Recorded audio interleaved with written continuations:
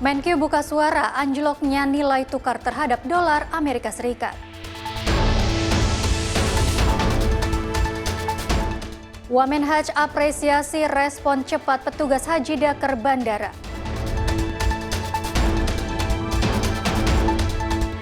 Polda Papua perluas pencarian korban ledakan bom.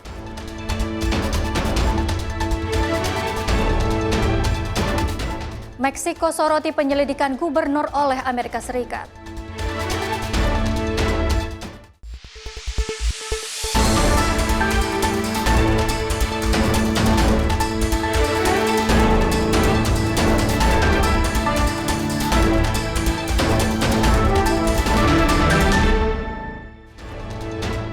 Halo pemirsa, apa kabar Anda hari ini? Ruang Redaksi kembali menemani Anda dengan sejumlah informasi menarik untuk Anda. Bersama saya, Dea Mulia, inilah Ruang Redaksi selengkapnya.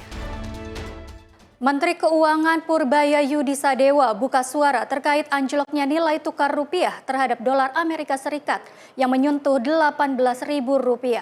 Purbaya memastikan kondisi tersebut masih berada dalam rentang simulasi yang aman dan tidak mengganggu fundamental ekonomi nasional.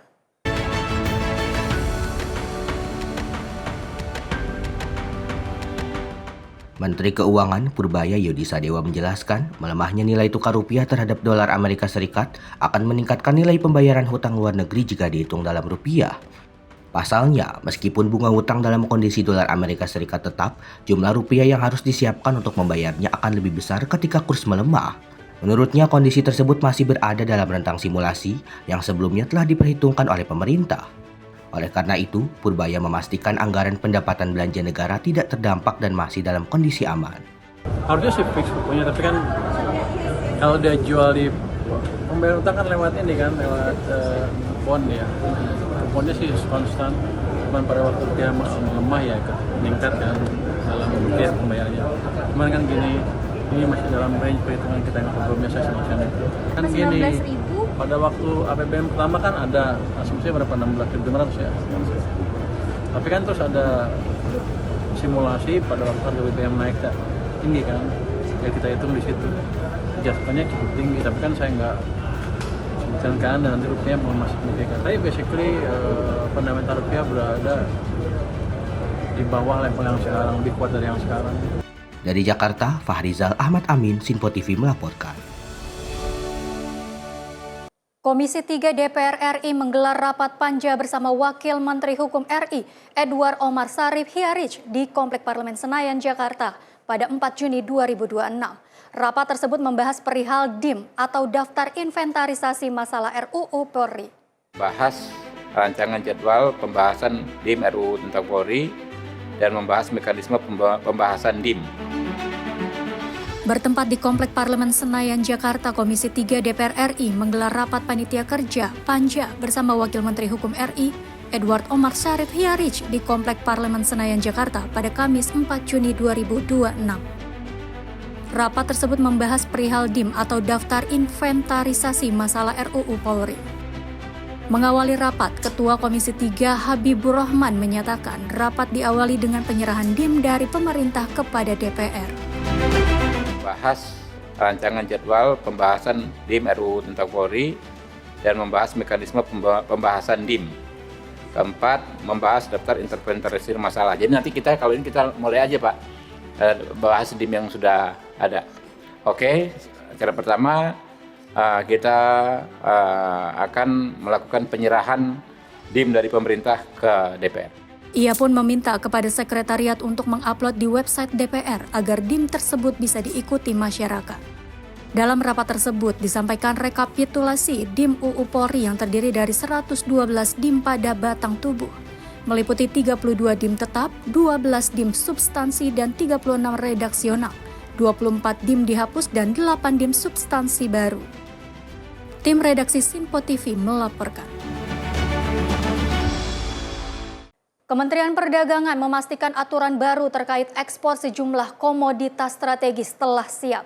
Regulasi tersebut akan dituangkan dalam 3 peraturan Menteri Perdagangan atau Permendagri yang mengatur mekanisme ekspor berbagai komoditas. Menteri Perdagangan Budi Santoso menjelaskan pemerintah telah menyiapkan 3 Permendak terkait kebijakan ekspor. Meskipun nomor mengenai Permendak hingga kini belum diterbitkan, namun substansi aturan ekspor tersebut dinilai sudah final. Adapun 3 regulasi tersebut masing-masing mengatur ekspor crude, palm oil ataupun CPO, ferroalloy serta batu bara. Pemisahan regulasi dilakukan agar pengaturan setiap komoditas dapat lebih spesifik dan sesuai karakteristik masing-masing sektor. Permendaknya sudah, Permendak sudah ada, cuma nomornya lupa. Kan ada 3 Permendak. Jadi kita buat 3 Permendak ya. Permendak ketentuan ekspor CPO kita buat sendiri, kemudian ferroalloy sendiri, batu bara sendiri. Nah, aturan-aturan lain misalnya CPO, aturan-aturan DMO tidak berubah. Jadi nanti kalau per 1 Januari berarti aturan DMO-nya kan tinggal kembali ke eksportir. Sementara itu, untuk ketentuan Domestic Market Obligation atau DMO pada komoditas CPO, pemerintah menegaskan tidak ada perubahan kebijakan, yakni masih sesuai dengan rencana mulai 1 Januari mendatang, pelaksanaan kewajiban DMO akan kembali menjadi tanggung jawab masing-masing eksportir. Pemerintah berharap kejelasan regulasi ini dapat memberikan kepastian bagi pelaku usaha, sekaligus menjaga kelancaran ekspor komoditas strategis nasional. Dari Jakarta, Sri Dewi Andayani, Muti Anggiari, Simpo TV, melaporkan. Kemenhub mencatat realisasi anggaran pendapatan dan belanja negara 2025 sebesar 9,06 triliun hingga 31 Mei 2026. Menhub menyebut pencapaian tersebut berada di atas target kumulatif penyerapan anggaran hingga Mei 2026.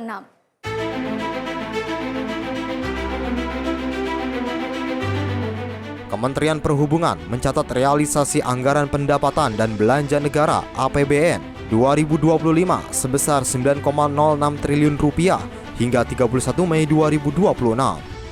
Angka tersebut setara 32,27% dari pagu efektif sebesar 28,09 triliun rupiah. Menteri Perhubungan Dudi Purwagandi menyebut capaian tersebut berada di atas target kumulatif penyerapan anggaran hingga Mei 2026. Kami memastikan anggaran berjalan tepat sasaran dan efektif. Kementerian Perhubungan memiliki pagu awal sebesar 28,49 triliun dengan pagu efektif sebesar 28,09 triliun. Sampai akhir Mei 2026, pelaksanaan anggaran menunjukkan perkembangan baik, terutama pada subsidi transportasi perintis dan proyek prioritas nasional. Sejumlah tantangan seperti proses kontrak dan pengadaan, revisi anggaran serta kegiatan strategis yang memerlukan percepatan telah kami antisipasi melalui langkah pengendalian. Terkait hasil pemeriksaan BPK RI, opini atas laporan keuangan Kementerian Perhubungan menunjukkan hasil yang baik.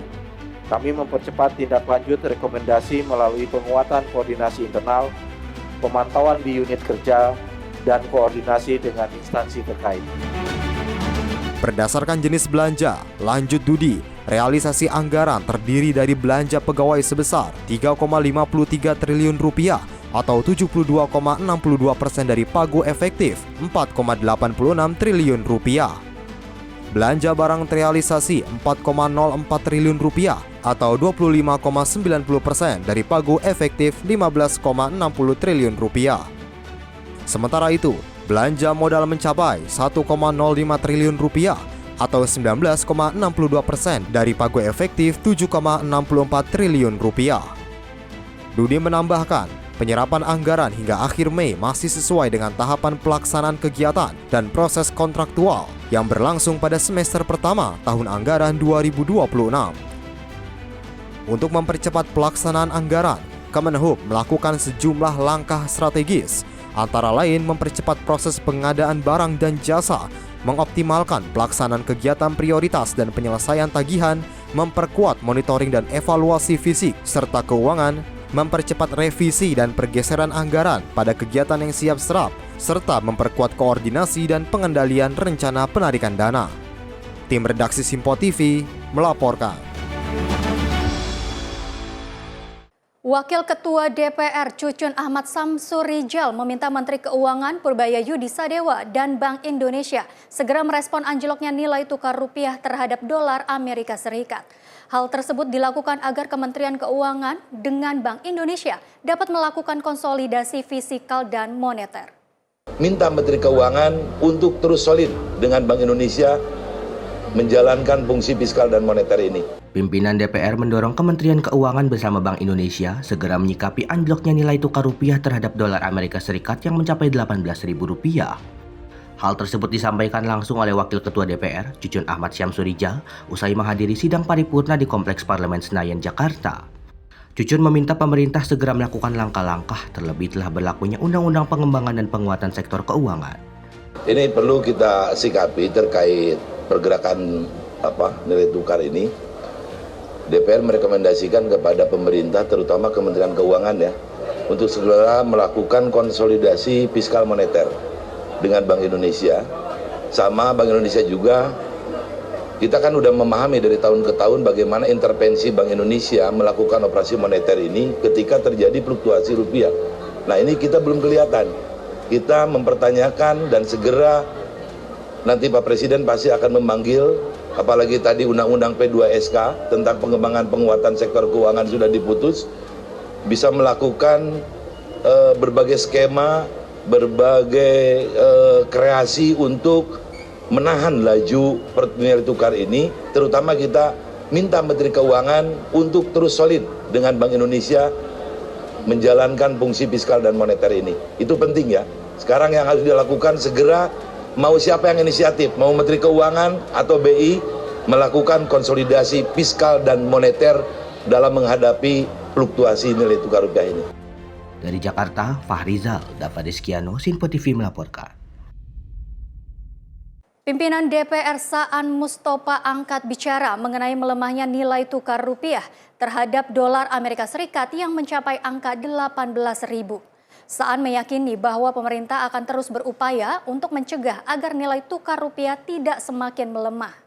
Yang terjadi hari ini harus memang benar-benar ditangani secara serius oleh seluruh otoritas. Nilai tukar rupiah terhadap dolar Amerika Serikat hingga saat ini masih melemah yang mencapai angka 18.000. Wakil Ketua DPR Saan Mustopha mendorong pemerintah agar dapat mencegah nilai tukar rupiah tersebut. Saan juga meyakini nilai tukar rupiah akan kembali menguat berada di angka 16.800 hingga 17.500. Dirinya pun mendorong melemahnya nilai tukar rupiah itu dapat segera ditangani oleh otoritas yang bertanggung jawab di sektor keuangan.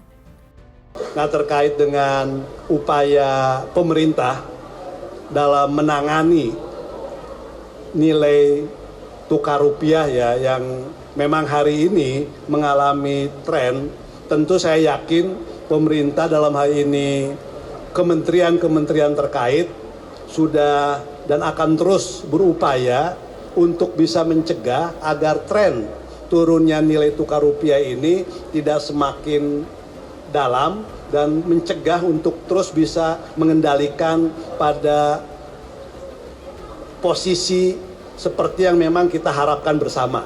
Apalagi tadi dalam di kerangka ekonomi makro dan pokok-pokok kebijakan fiskal, pemerintah untuk tahun 2027 sudah mematok nilai tukar rupiah terhadap dolar itu di kisaran 16.800 sampai 17.500 kan. Dan tentu untuk bisa mewujudkan di tahun 2027 nilai tukar rupiah ada di kisaran itu, maka upaya yang terjadi hari ini harus memang benar-benar ditangani secara serius oleh seluruh otoritas yang memang bertanggung jawab terkait penanganan itu. Dari Jakarta, Fahrizal, Dava Rizkiano, Sinpo TV melaporkan. Pemirsa, DPR RI menggelar sidang paripurna ke-20 masa persidangan 5 tahun 2025 hingga 2026 di Komplek Parlemen Senayan, Jakarta pada Kamis pagi. Dalam rapat tersebut, DPR resmi mengesahkan rancangan Undang-Undang Pengembangan dan Penguatan Sektor Keuangan menjadi undang-undang. Dewan Perwakilan Rakyat kembali menggelar sidang paripurna ke-20 masa persidangan 5 tahun 2005-2006 di Komplek Parlemen Senayan, Jakarta pada Kamis pagi. Rapat dipimpin Wakil Ketua DPR Dasko dengan didampingi Wakil Ketua DPR lainnya Saan Mustopha dan Cucun Ahmad Syamsurijal. Adapun DPR mengesahkan rancangan Undang-Undang Pengembangan dan Penguatan Sektor Keuangan menjadi undang-undang. Pengesahan undang-undang ini menjadi langkah strategis dalam memperkuat dan menciptakan keselarasan regulasi sektor keuangan serta menjaga stabilitas keuangan. Terima kasih kami sampaikan kepada pimpinan Komisi 11 DPR RI yang telah menyampaikan laporan hasil pembahasan rancangan undang-undang tersebut. Kami minta persetujuan fraksi-fraksi terhadap rancangan undang-undang tentang perubahan atas Undang-Undang Nomor 4 Tahun 2023 tentang pengembangan dan penguatan sektor keuangan apakah dapat disetujui untuk disahkan menjadi undang-undang. Dari Jakarta, Fahrizal Ahmad Amin, Sinpo TV melaporkan. Pemirsa, Wakil Ketua DPR Cucun Ahmad Samsur Rijal menegaskan pihaknya akan terus meningkatkan pengawasan terhadap Badan Gizi Nasional. Langkah ini dilakukan buntut kasus korupsi yang terjadi di lingkungan Badan Gizi Nasional. Dewan Perwakilan Rakyat akan memperketat serta meningkatkan pengawasan terhadap audit tata kelola Badan Gizi Nasional. Langkah tersebut buntut skandal dugaan kasus korupsi yang menyeret 3 mantan pimpinan penyelenggara Badan Gizi Nasional. Nantinya intervensi pengawasan legislatif akan dilakukan melalui Komisi 9 DPR. Hal ini mencakup mulai dari tahapan perencanaan, penganggaran, hingga pos audit internal BGN dipastikan masuk ke dalam radar pengawalan ketat. Terkait tadi, DPR pasti akan terus meningkatkan pengawasan mengenai audit tata kelola BGN sendiri di internal seperti apa. Termasuk proses perencanaan, proses penganggaran. Sampai di ujung pos audit ini DPR akan terus melakukan pengawasan-pengawasan seperti ini sesuai dengan tugas fungsinya DPR. Nanti Komisi 9 akan melakukan evaluasi sekaligus pembahasan RKKL untuk anggaran APBN 2027 pasti akan dibahas terkait audit tata kelola di bagian itu sendiri. Ya, kemarin teman-teman 9 sudah sampaikan ya. Jadi harapannya bagaimana di bawah skuad yang baru ini pimpinan BGN betul-betul menjaga amanat Presiden dan bisa menjalankan semua apa yang diharapkan untuk percepatan target daripada BGN ini. Ya. Dari Jakarta, Fahrizal Davarizkiano, Sinpo TV melaporkan. Pemirsa, Menteri Pemuda dan Olahraga Erick Thohir mengikuti rapat kerja bersama Komisi 10 DPR di Komplek Parlemen Senayan, Jakarta. Dalam rapat, berbagai program strategis kepemudaan dan olahraga dibahas, termasuk persiapan PON 2028 dan Asian Games 2026. Rapat kerja yang dipimpin Wakil Ketua Komisi 10 DPR RI, lalu Hadrian Irvani itu membahas sejumlah agenda prioritas Kementerian Pemuda dan Olahraga. Menpora Erick Thohir memaparkan penuntasan deregulasi Peraturan Menteri Pemuda dan Olahraga, program kepemudaan dan keolahragaan, serta persiapan Indonesia menghadapi berbagai ajang internasional. Menpora juga menyampaikan kurikulum dan desain besar karakter pemuda Indonesia. Program itu disebut sebagai respon terhadap kebutuhan zaman sesuai arahan Presiden Prabowo Subianto. Ada 3 nilai karakter yang menjadi landasan utama, yaitu patriotik, gigih, dan berempati. Dalam rapat tersebut juga dibahas persiapan Pekan Olahraga Nasional atau PON 2028. Komisi 10 DPR RI meminta Kemenpora memastikan penyelenggaraan PON di Nusa Tenggara Barat dan Nusa Tenggara Timur berjalan optimal, serta mampu melahirkan atlet-atlet berprestasi. Selain itu, Menpora juga menyampaikan kesiapan Indonesia menghadapi Asian Games 2026. Meski anggaran pemusatan latihan nasional menurun dibandingkan persiapan Asian Games 2022, Indonesia tetap menargetkan 4 medali emas sebagai sasaran yang realistis. Kita rasakan dari beberapa atlet dan pelatih sudah mengutarakan bahwa ini bukan kondisi yang diharapkan, tapi saya sebagai pimpinan saya bilang saya tanggung jawab kalau memang ini tidak tercapai karena memang ini konsekuensinya, tapi kita fokus 4 emas dulu. Kita maunya 7 emas, ya seperti sebelum-sebelumnya. Tapi kita coba dulu ya dengan keterbatasan, siapa tahu 4 emas ini tetap menjadi impian ataupun lebih. Tetapi mohon dukungan dari Komisi 10 kalau memang bisa di waktu yang sangat sempit ini kita masih bisa memberikan kesempatan para atlet kita melanjutkan. Rapat kerja itu turut membahas progres pembangunan Akademi Olahraga Nasional, pusat pelatihan tim nasional, penyediaan 100 beasiswa keolahragaan, serta sistem jaminan masa depan bagi atlet. Komisi 10 DPR RI mendorong agar seluruh program kepemudaan dan olahraga disusun secara terukur dan didukung tata kelola yang efektif. Tim redaksi Simpo TV melaporkan. Pemirsa, Kementerian Komunikasi dan Digital atau Komdigi menjalani kerjasama dengan ASEAN Foundation melalui penandatanganan Memorandum of Understanding atau MOU, program ASEAN AI Ready Program. Kerjasama ini diharapkan dapat memperkuat pengembangan talenta digital serta mendorong adopsi teknologi kecerdasan artifisial di kawasan ASEAN.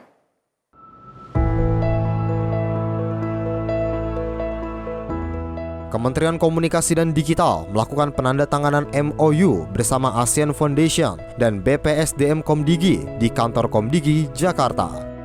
Program ini menjadi langkah strategis untuk memperkuat kerjasama negara-negara ASEAN dalam menghadapi perkembangan teknologi kecerdasan artifisial yang terus berkembang. Wakil Menteri Komunikasi dan Digital, Nezar Patria, menyampaikan kawasan ASEAN memiliki kebutuhan yang sama dalam meningkatkan kapasitas talenta digital dan pengembangan teknologi AI. Menurutnya, kolaborasi antar negara menjadi kunci untuk mempercepat adopsi AI, sekaligus meningkatkan daya saing kawasan di tengah persaingan global. Melalui ASEAN AI Ready Program, diharapkan lahir lebih banyak talenta digital yang siap menghadapi transformasi teknologi, serta mampu mendorong inovasi di berbagai sektor.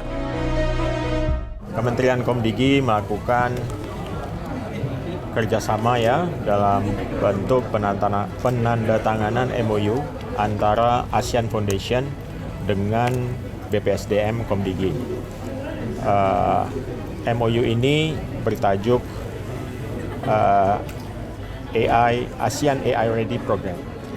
Nah, ini penting sekali saya kira sebagai sebuah cerminan betapa negara-negara ASEAN membutuhkan satu kerjasama yang kuat dalam rangka untuk memajukan adopsi teknologi AI di kawasan. Nah, kita tahu bahwa hampir setiap negara di ASEAN punya problem yang unik, namun demikian kita juga menemukan problem yang sama. Antara lain kebutuhan untuk meningkatkan riset dan development dalam soal AI dan juga bagaimana memperkuat digital talent di kawasan. Dari Jakarta, Jihan Nabila, Rona Bayu, Simpo TV melaporkan. Pemirsa, Semarak Budaya Gebrak Ngadu Beduk kembali digelar di Kabupaten Pandeglang, Banten. Tradisi turun-temurun yang sempat vakum selama 3 dekade ini kembali dihidupkan sebagai upaya melestarikan warisan leluhur.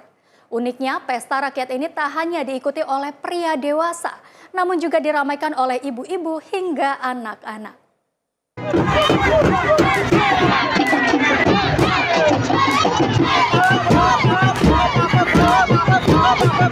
Dentuman suara beduk yang saling bersahutan kembali menggetarkan alun-alun Kabupaten Pandeglang, Banten. Tradisi ngadu beduk yang telah menjadi identitas budaya masyarakat setempat sejak puluhan tahun lalu, kini kembali hadir menyapa warga. Para peserta dari berbagai kampung mendirikan panggung khas yang dihiasi berbagai ornamen tradisional. Di atas panggung inilah, setiap tim akan saling menimpali dengan tembang sholawat badar, lagu rudatan, serta alunan tabu kreasi khas Sunda, Banten. Ada pemandangan unik dalam pagelaran kali ini. Jika dahulu tradisi ini hanya didominasi kaum pria dewasa, kini kaum ibu hingga anak-anak turut ambil bagian memegang pemukul beduk. Para peserta terlihat sangat energik, bahkan rela melakukan latihan rutin selama berbulan-bulan demi menampilkan performa terbaik. Kenapa ikut beduk ini? Karena tertarik aja sih buat meriahkan kampung sendiri, buat belajar juga gambar beduk kayak gitu. Sebelumnya udah pernah ikut beduk? Belum, baru ini pertama kali. Berarti baru tahun ini ya? Jadi latihannya berapa lama? Latihannya 1 bulan lebih sih. 1 bulan lebih. Berarti ini sama teman-teman di kampung nih? Iya. Gimana? Gimana perasaannya nih? Kalau pas betul-betul deg-degan ya, dan tiba-tiba relax aja. Kali ikut lomba ini? 2 kali. Gimana perasaannya? Nah, persiapan ini berapa lama sih? Oh, proses 1 tahun. Tapi latihannya berapa lama? Udah berapa lama? Sedikitnya, ada 20 kampung yang ikut berpartisipasi dalam kegiatan Gebrak Ngadu Beduk ini. Event yang digelar selama 3 hari ini mengusung tema yang sangat unik, yakni Tang Ting Tung Dong, warna bunyi dalam jerami. Melalui momentum ini, pemerintah daerah berharap kesenian asli daerah dapat terus regenerasi dan menjadi daya tarik wisata budaya unggulan di Kabupaten Pandeglang. Dari Pandeglang, Banten, jurnalis Info TV melaporkan.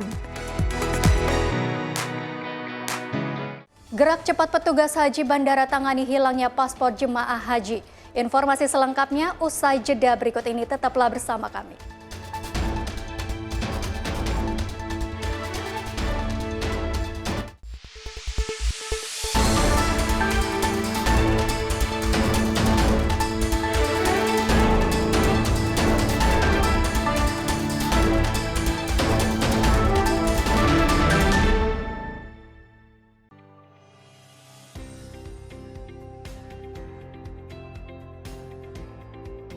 Beragam informasi terbaru hadir menemani Anda sebelum memulai hari. Waktu terbaik dengan rangkaian topik terpilih, dikemas dengan ulasan yang mendalam. Mengangkat isu yang tengah menjadi pembicaraan paling hangat, agar pagi Anda lebih semangat. Jadi pastikan pagi hari Anda lebih bermakna bersama rangkaian berita yang telah kami rangkum untuk Anda. Sembarakan pagi Anda bersama Menyapa Indonesia Pagi. Setiap Senin hingga Jumat pukul 5 pagi. Hanya di Sinpo TV.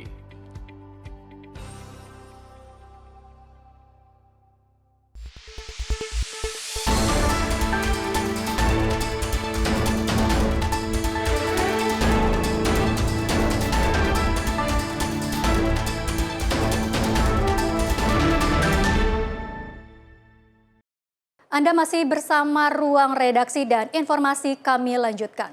Ya pemirsa, kepanikan sempat menyelimuti proses kepulangan seorang jemaah asal Jakarta yang menangis histeris setelah menyadari paspornya hilang menjelang naik pesawat. Beruntung, kesigapan petugas haji di Daker Bandara membuat masalah tersebut dapat segera ditangani.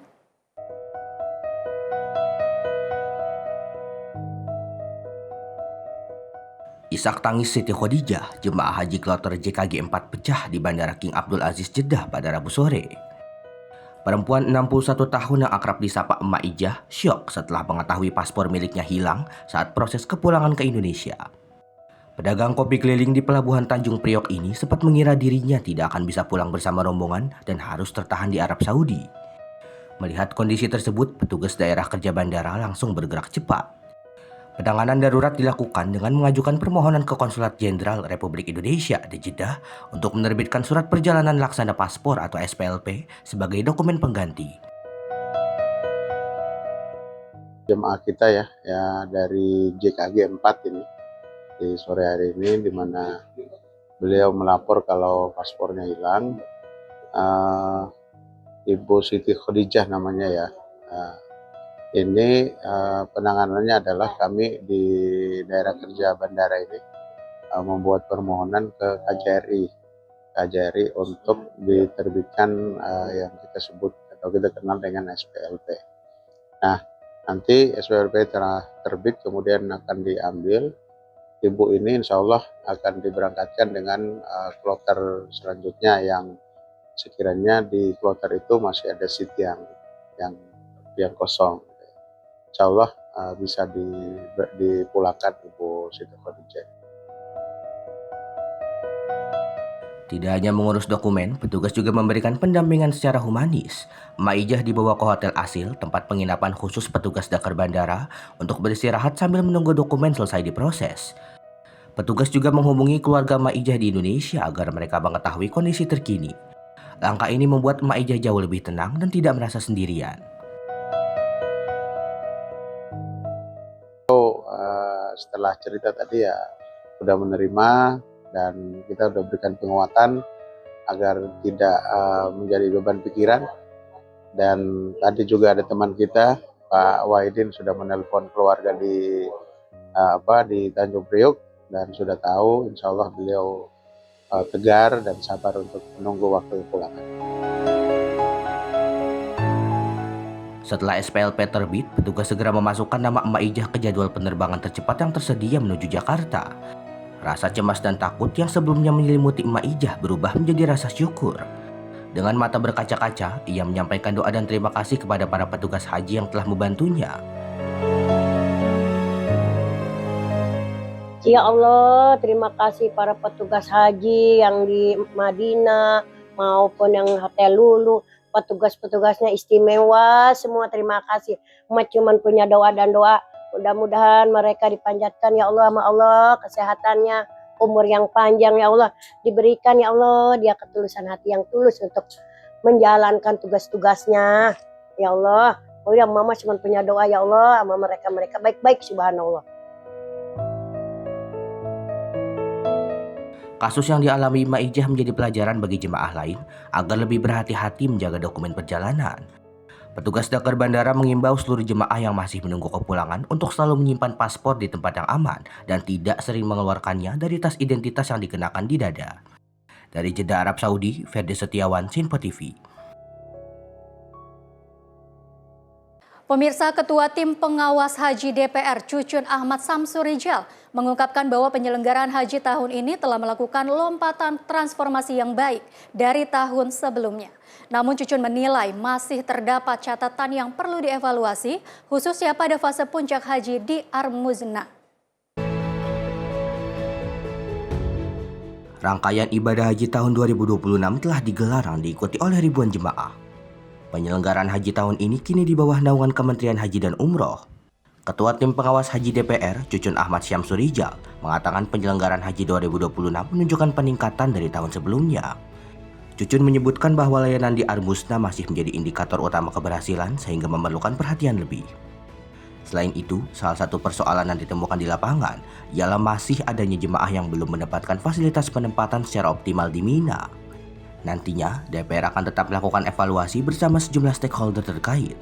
Pasca kita melakukan pengawasan haji kemarin, ya, saya sudah sampaikan alhamdulillah kalau kita year on year kita komparasikan, kita harus sampaikan dengan jujur apa adanya pelaksanaan haji tahun ini sudah melakukan lompatan transformasi yang bagus.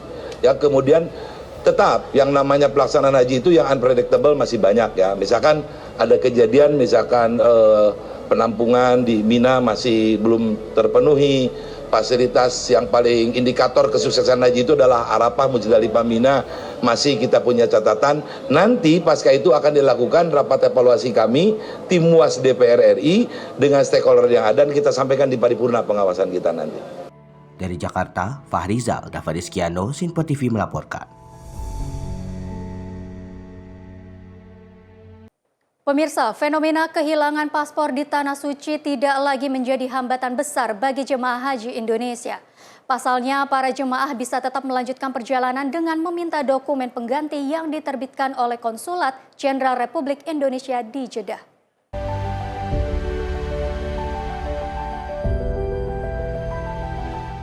Insiden penundaan atau keterlambatan penerbangan akibat padatnya jadwal maskapai serta insiden kehilangan paspor di Tanah Suci tidak lagi menjadi hambatan besar bagi jemaah haji Indonesia. Berkat koordinasi cepat antara petugas penyelenggara ibadah haji dan Konsulat Jenderal Republik Indonesia di Jeddah, insiden kehilangan paspor oleh jemaah haji langsung mendapatkan penanganan cepat dengan mendapatkan dokumen pengganti dan tetap bisa melanjutkan perjalanan ibadah haji mereka. Wakil Menteri Haji dan Umroh Daniel Anzar Simanjuntan mengatakan masalah penundaan penerbangan dan kehilangan paspor sudah dapat diantisipasi dan tertangani secara cepat oleh petugas PPIH di Dakar bekerjasama dengan otoritas penerbangan termasuk KJRI. Koordinasi intensif dan respon cepat yang dilakukan membuat proses penerbitan dokumen berjalan lancar. Wamen Haj Daniel Anzar mengapresiasi kesiapsiagaan petugas bandara dan dukungan tim imigrasi KJRI Jeddah. Sinergi antar lembaga ini menjadi bukti komitmen pemerintah dalam memberikan perlindungan dan pelayanan terbaik bagi jemaah haji Indonesia, termasuk saat menghadapi kendala administratif di Tanah Suci. Kami ingin supaya jamaah tetap nyaman, makanya sejak awal setiap keterlambatan harus segera diinformasikan.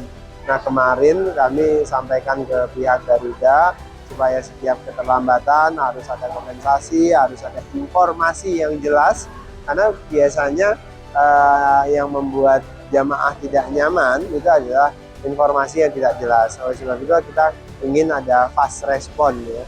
Nah kemudian kedua ya ada masalah biasa jamaah yang ketinggalan paspor, yang kehilangan paspor. Hari ini aja ada 3 orang yang ketinggalan paspor, tapi kemudian tetap bisa terbang setelah ada langkah cepat dari Daker Bandara nih Pak Basir dan kawan-kawan bersama dengan pihak KJRI sehingga bisa diatasi dengan segera mungkin. Jadi prinsipnya adalah setiap masalah harus direspon dengan cepat dan diselesaikan dengan cepat.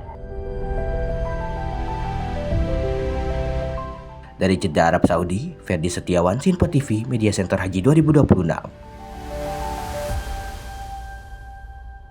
Pemirsa, dalam rangka menyesuaikan harga eceran tertinggi atau HET untuk minyak kita, pemerintah telah melakukan rapat koordinasi tingkat menteri yang dipimpin oleh Menteri Koordinator Bidang Pangan, Zulkifli Hasan. Namun hingga kini pemerintah belum menentukan besaran kenaikan harga lantaran masih dalam tahap pengkajian dan akan menunggu stabilitas harga minyak sawit mentah atau CPO di pasaran. Harganya stabil, ya setelah itu baru ditetapkan berapa angka untuk kenaikan harga eceran tertinggi untuk minyak kita. Pemerintah menyepakati perlunya penyesuaian harga eceran tertinggi minyak kita. Meski demikian, besaran harga baru belum ditetapkan karena pemerintah masih memantau pergerakan harga CPO yang fluktuatif. Harga CPO saat ini sempat menyentuh kisaran Rp15.445 per kilogram, namun kemudian turun ke level Rp14.000. Selain itu, harga tandan buah segar atau TBS juga mengalami penurunan sebelum kembali menunjukkan tren kenaikan. Pemerintah menegaskan penetapan harga baru akan dilakukan setelah harga CPO dinilai stabil. Hal itu karena jika kondisi pasar relatif normal, maka penyesuaian HET minyak kita ditargetkan dapat ditetapkan dalam 1 hingga 2 minggu ke depan. Jadi hari ini kita menyepakati akan menaikkan harga eceran tertinggi untuk minyak kita. Memang harganya belum disepakati dan kapan akan ditentukan untuk penetapannya. Kenapa? Karena kita ingin melihat lagi perkembangan harga CPO. Memang harga CPO naik ya, harga CPO naik kemarin rata-rata 15.445 ya. Tapi kemarin sempat turun lagi menjadi 15.000 sekian. Dan kemarin harga TBS juga sempat turun, tapi sekarang sudah mulai naik lagi. Jadi kita akan melihat harganya stabil, ya setelah itu baru ditetapkan berapa angka untuk kenaikan harga eceran tertinggi untuk minyak kita. Lebih lanjut dengan adanya penyesuaian harga minyak kita, pemerintah berharap ketersediaan pasokan dapat terus terjaga, sekaligus memberikan kepastian bagi pelaku usaha dan masyarakat. Dari Jakarta, Sri Dewi Andayani Mutia Anggia, Sinpo TV melaporkan. Pemirsa, Menteri Perdagangan Budi Santoso merespon turunnya harga telur ayam di sejumlah daerah, termasuk di Blitar, Jawa Timur. Langkah penyerapan produksi peternak pun disiapkan untuk menjaga stabilitas harga di tingkat produsen. Sehingga harga bisa mendekati atau sesuai HET, sehingga para peternak akan mendapatkan harga yang bagus. Menteri Perdagangan Budi Santoso mengungkapkan harga telur ayam sempat mengalami penurunan di beberapa wilayah. Salah satu daerah yang menjadi sorotan adalah Blitar, Jawa Timur yang merupakan wilayah sentra produksi telur nasional. Untuk mengatasi kondisi itu, pemerintah juga telah berkoordinasi dengan Kepala Badan Gizi Nasional atau BGN yang baru, agar SPPG di daerah tersebut dapat menyerap hasil produksi telur peternak. Melalui skema penyerapan ini, diharapkan harga telur dapat kembali mendekati harga acuan yang telah ditetapkan pemerintah. Dengan demikian, peternak tetap bisa memperoleh harga jual yang layak dan menguntungkan. Kemarin ada beberapa daerah ya, terutama di Jawa Timur, di Blitar, itu harga telur itu kan turun. Ya, sehingga kita sudah berkoordinasi dengan BGN dan dengan Kepala BGN yang baru bahwa SPPG ya di daerah tersebut diwajibkan untuk menyerap telur. Ya, sehingga harga bisa mendekati atau sesuai HET, sehingga para peternak akan mendapatkan harga yang bagus. Di samping itu, pemerintah berkomitmen akan terus memantau perkembangan harga pangan strategis untuk menjaga kesejahteraan peternak sekaligus menjamin ketersediaan pasokan pangan bagi masyarakat. Dari Jakarta, Sri Dewi Andayani, Mutia Anggia, Sinpo TV melaporkan. Pemirsa, Menteri Usaha Mikro Kecil dan Menengah Maman Abdurrahman menegaskan, tarif pajak penghasilan final bagi UMKM tetap sebesar 0,5%. Pemerintah memastikan tidak ada kenaikan tarif pajak melalui Peraturan Pemerintah Nomor 20 Tahun 2026.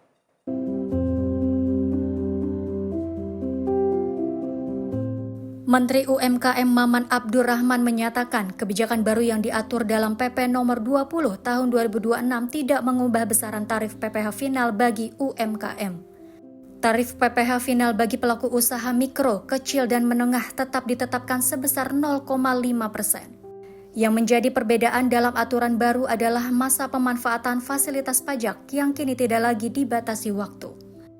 Dengan kebijakan ini, fasilitas PPh final 0,5% dapat dimanfaatkan secara permanen selama pelaku usaha masih memenuhi kriteria UMKM. Pemerintah menegaskan fasilitas tersebut diprioritaskan bagi pelaku usaha yang benar-benar masuk dalam kategori UMKM. Sementara itu, badan usaha berbentuk CV, firma, perseroan terbatas non-perorangan, dan badan usaha milik desa atau BUMDes akan dikenakan tarif pajak penghasilan normal. Tarif pajak normal tersebut ditetapkan sebesar 22% sesuai ketentuan yang berlaku. Meski demikian, pemerintah tetap memberikan insentif bagi badan usaha dengan omset di bawah 4,8 miliar rupiah per tahun. Melalui insentif pengurangan tarif sebesar 50%, badan usaha tersebut secara efektif hanya membayar pajak penghasilan sebesar 11%. Terkait perubahan PP nomor 20 tahun 2026. Saya ingin luruskan terlebih dahulu, tidak ada perubahan, bahkan kenaikan pajak terhadap UMKM. Jadi insentif pajak kepada UMKM masih sama seperti dulu. Yang membedakan cuma satu, kalau dulu dibatasi perpanjangan waktu 1 tahun, sekarang dibuka, jadi tidak dibatasi.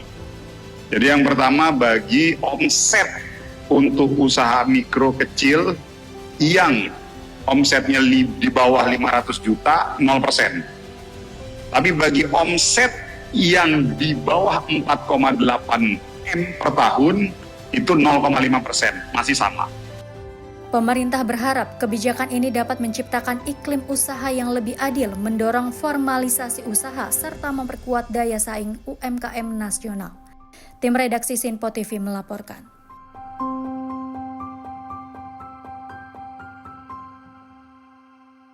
Ya pemirsa, Kementerian Usaha Mikro Kecil dan Menengah menegaskan Peraturan Pemerintah Nomor 20 Tahun 2026 tidak memberatkan pelaku usaha. Sebaliknya, aturan ini disebut memperkuat perlindungan dan pemberdayaan UMKM agar lebih produktif dan berdaya saing.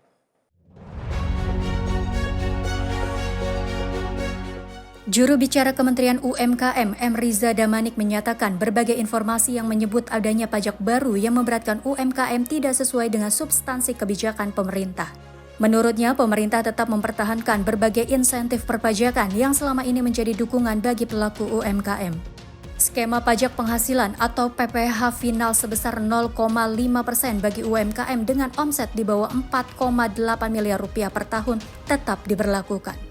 Bahkan melalui PP Nomor 20 Tahun 2026, fasilitas tarif PPh final 0,5% tersebut diberikan secara permanen selama omset usaha masih berada di bawah batas yang ditetapkan. Pemerintah juga tetap memberikan fasilitas pembebasan pajak bagi usaha mikro dengan omset Pemerintah juga tetap memberikan fasilitas pembebasan pajak bagi usaha mikro dengan omset hingga 500 juta rupiah per tahun. Pada PP 20 tahun 2026, formula pajak 0,5% untuk UMKM beromset di bawah 4,8 miliar dan afirmasi pembebasan pajak bagi usaha mikro di bawah 500 juta tetap dipertahankan. Salah satu tujuan diterbitkannya aturan baru ini adalah untuk mencegah praktik pemecahan omset yang dilakukan sebagian pelaku usaha demi terus memperoleh fasilitas perpajakan UMKM. Kementerian UMKM menegaskan tidak ada pencabutan mendadak terhadap fasilitas yang selama ini dimanfaatkan oleh pelaku usaha berbentuk CV, firma maupun perseroan terbatas non-perseorangan. Mereka tetap dapat memanfaatkan fasilitas tersebut hingga masa berlakunya berakhir sesuai ketentuan. Pemerintah mendorong pelaku UMKM untuk membangun usaha yang lebih formal dan berkelanjutan. Salah satunya melalui pembentukan PT perorangan yang dapat dinikmati tarif PPh final 0,5% secara permanen atau melalui koperasi yang mendapatkan fasilitas serupa selama 4 tahun sejak terdaftar. Tim redaksi Sinpo TV melaporkan. Pemirsa, pimpinan DPR merespon perihal penetapan tersangka jajaran ex-pimpinan BGN oleh Kejaksaan Agung dan penetapan tersangka terhadap Wakil Menteri Imigrasi Silmi Karim oleh Komisi Pemberantasan Korupsi. Wakil Ketua DPR Saan Mustafa mengingatkan seluruh jajaran kementerian maupun lembaga untuk berpegang teguh sesuai komitmen Presiden Prabowo dalam memberantas kasus korupsi. Yang begitu kuat dari Presiden Pak Prabowo terkait dengan upaya pemberantasan korupsi. Presiden selalu menegaskan dalam setiap kesempatan komitmennya selalu berulang-ulang untuk memberantas korupsi. Wakil Ketua DPR Saan Mustafa mengatakan Presiden Prabowo Subianto telah memberikan peringatan untuk tidak melakukan penyimpangan baik di kementerian maupun lembaga. Peringatan tersebut menandakan komitmen Presiden Prabowo untuk memberantas kasus korupsi yang terjadi di tanah air. Hal ini sebagai bentuk respon pimpinan DPR setelah Kejaksaan Agung menetapkan jajaran ex-pimpinan BGN sebagai tersangka, serta Wakil Menteri Imigrasi Silmi Karim yang ditahan oleh Komisi Pemberantasan Korupsi. Oleh karena itu, DPR mengingatkan seluruh jajaran baik di kementerian maupun lembaga agar berpegang teguh yang telah menjadi komitmen Presiden agar pemerintah berjalan bersih dan transparan. Yang begitu kuat dari Presiden Pak Prabowo terkait dengan upaya pemberantasan korupsi. Presiden selalu menegaskan dalam setiap kesempatan komitmennya selalu berulang-ulang untuk memberantas korupsi. Bahkan pidatonya kan luar biasa dulu. Nah, seharusnya para pembantunya itu memegang teguh apa yang menjadi komitmen untuk senantiasa menjaga perilakunya untuk tetap menjaga integritas, kredibilitas, profesionalitasnya sebagai pembantu presiden, baik di kementerian maupun di badan.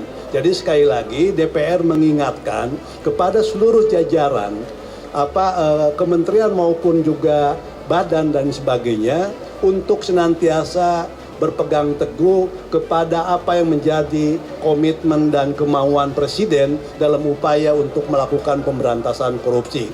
Dan tentu DPR prihatin dan menyayangkan terkait dengan berbagai kejadian yang akhir-akhir ini dalam waktu yang bersamaan di badan maupun kementerian, di dua lembaga kejaksaan dan KPK, kita mendapatkan kenyataan bahwa baik Wakil Menteri dan juga Kepala BGN dan jajarannya itu terjerat berbagai masalah hukum.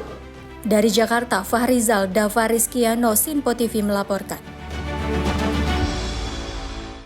Pemirsa, Wakil Ketua Komisi 2 DPR Bahtera Banong menyatakan pihaknya telah siap untuk membahas revisi Undang-Undang Pemilihan Umum atau Pemilu. Bahtera mengatakan Komisi 2 DPR akan menerima berbagai masukan untuk meningkatkan kualitas pemilu ke depan. Karena kita kan ingin melakukan perbaikan, tentu dalam rangka melakukan perbaikan itu kita ingin agar penyempurnaan RUU Pemilu ini makin baik pula dalam rangka pelaksanaan dan kualitas pemilu dan kualitas demokrasi kita makin baik. Wakil Ketua DPR Bahtera Banong menjelaskan pihaknya akan segera membahas perihal revisi Undang-Undang Pemilihan Umum atau Pemilu. Bahtera mengatakan Komisi 2 DPR nantinya akan melibatkan berbagai pihak sebagai masukan dalam RUU Pemilu. Selain itu, Komisi 2 DPR juga akan melakukan kunjungan ke partai politik baik di dalam maupun di luar DPR.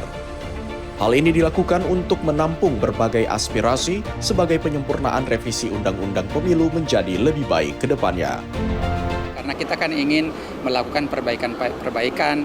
Tentu dalam rangka melakukan perbaikan itu kita ingin agar penyempurnaan RUU Pemilu ini makin baik pula dalam rangka pelaksanaan dan kualitas pemilu dan kualitas demokrasi kita makin baik. Maka dari itu kita terus membuka ruang publik.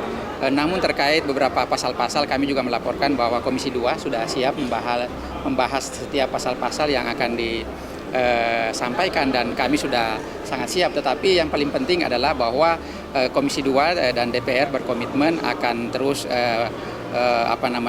sesegera mungkin akan melakukan pembahasan RUU Pemilu. Jadi tugas Komisi 2 sekarang terus menampung aspirasi dari berbagai pihak, berbagai kelompok, dan tentu nanti ke depannya bahkan nanti kami akan berkunjung ke partai-partai untuk meminta masukan, baik itu partai yang ada di parlemen, begitupun partai-partai yang ada di luar parlemen. Jadi kita akan menampung semua aspirasi sehingga bisa mengakomodir baik partai-partai yang ada di parlemen, begitupun partai-partai yang ada di luar parlemen nanti. Dari Jakarta, Fahrizal, Dava Rizkyano, Sinpo TV melaporkan.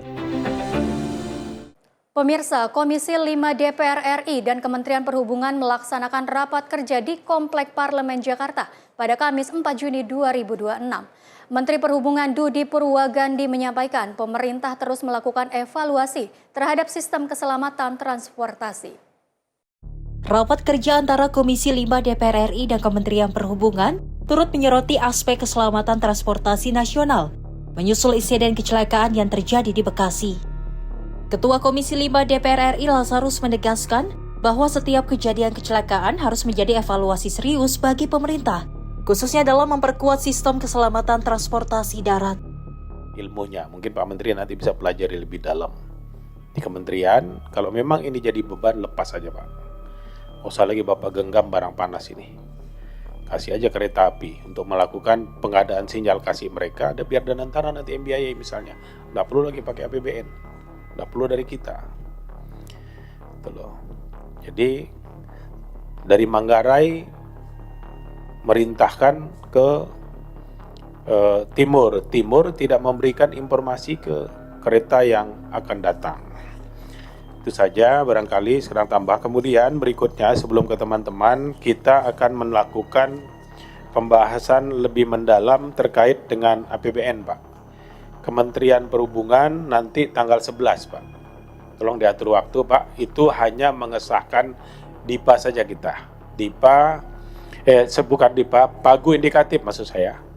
Mengesahkan pagu indikatif Kementerian Perhubungan kita tanggal 11. Ia meminta Kementerian Perhubungan untuk memperketat pengawasan operasional transportasi serta memastikan standar keselamatan dijalankan secara konsisten di lapangan. Komisi 5 DPR RI menegaskan akan terus mengawal peningkatan keselamatan transportasi nasional, terutama pasca terjadinya sejumlah insiden yang menjadi perhatian publik termasuk di wilayah Bekasi. Tim redaksi Sinpo TV melaporkan. Pemirsa, Wakil Menteri Agraria dan Tata Ruang Badan Pertanahan Nasional ATR BPN, Osi Dermawan, menekankan pentingnya menghadirkan pelayanan pertanahan yang cepat, akurat, dan berorientasi pada kebutuhan masyarakat. Menurutnya, kualitas pelayanan publik dapat tercermin dari proses pelayanan di loket kantor pertanahan yang menjadi garda terdepan dalam melayani masyarakat. Wakil Menteri Agraria dan Tata Ruang, Wakil Kepala Badan Pertanahan Nasional atau ATR BPN, Osi Dermawan, meninjau langsung pelayanan pertanahan akhir pekan atau program pelataran di kantor pertanahan Kota Banjarbaru. Wamen Osi menyapa para pegawai yang bertugas dan melihat proses pelayanan yang berlangsung. Ia pun berkesempatan menyerahkan langsung 2 sertifikat kepada warga Kota Banjarbaru yang memanfaatkan kemudahan pelataran. Wamen Osi menegaskan pentingnya pelayanan pertanahan yang cepat, akurat, dan berorientasi pada kebutuhan masyarakat. Menurutnya, peningkatan kualitas layanan pertanahan tersebut dimulai dari proses pelayanan di loket-loket pada kantor pertanahan atau Kanta. Tak hanya itu, Osi turut memastikan layanan yang diberikan jajarannya kepada masyarakat berjalan dengan baik. Tim redaksi Sinpo TV melaporkan. Polda Papua perluas pencarian korban ledakan bom. Informasi selengkapnya usai jeda berikut. Tetaplah bersama kami.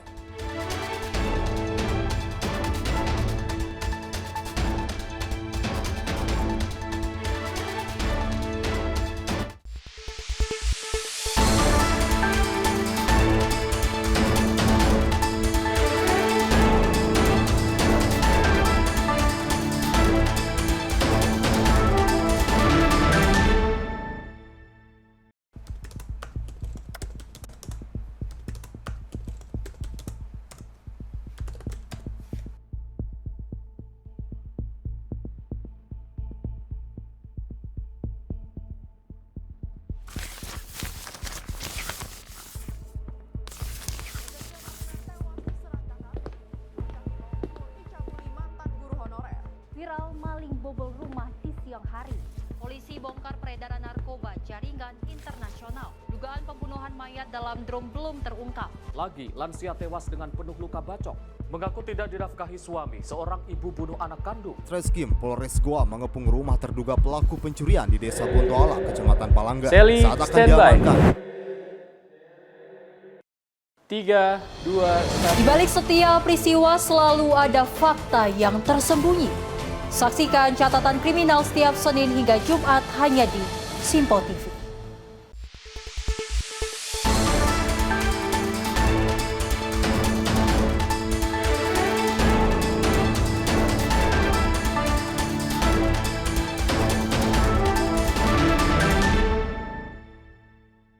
Terima kasih Anda masih bersama Ruang Redaksi. Pemirsa, tim gabungan terus melaksanakan upaya pencarian korban ledakan bom yang terjadi di kawasan perumahan nelayan di Distrik Biak Kota Kabupaten Biak. Hingga saat ini, 6 korban telah ditemukan dan 3 orang masih hilang. Tim di lapangan juga telah memperluas pencarian korban hingga radius 1 kilo.